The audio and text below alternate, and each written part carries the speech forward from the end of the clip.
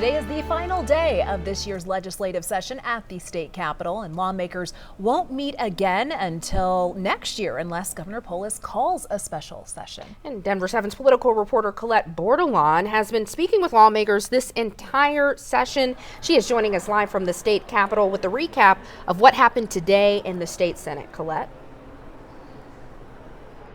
Micah, Jessica, this year it's really been defined by a budget shortfall of more than $1 billion.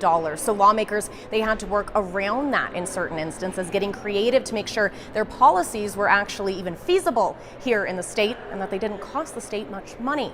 Some of those bills did survive, and for parties, they believe that they were wins in Colorado. But there were also some that died. I'll be waiting to see if we have any of those subjects resurface next year.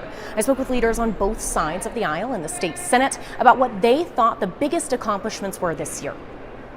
The things that I am most proud of that we as Senate Democrats accomplished, and alongside our House Democrats and quite frankly the entire legislature in the first floor, is policy on affordability. You know, we continue to work on housing policies that create options for folks to stay here in Colorado. Another win would be one of my bills, Senate Bill 11, which requires social media companies to timely respond to warrants when they're issued by a court. And there's a due process around that, but it's really important because a lot of times they have been known to just kind of sit on things, and it's really important for prosecuting crimes.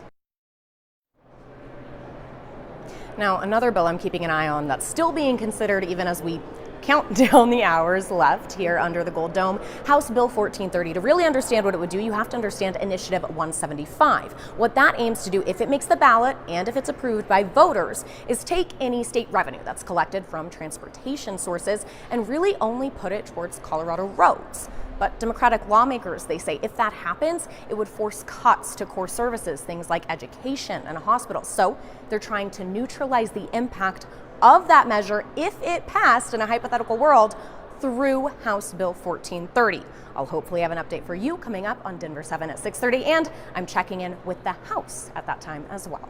Live from the state capitol, Colette Bordelon, Denver 7. We'll see you back here at 6:30. Colette, thank you.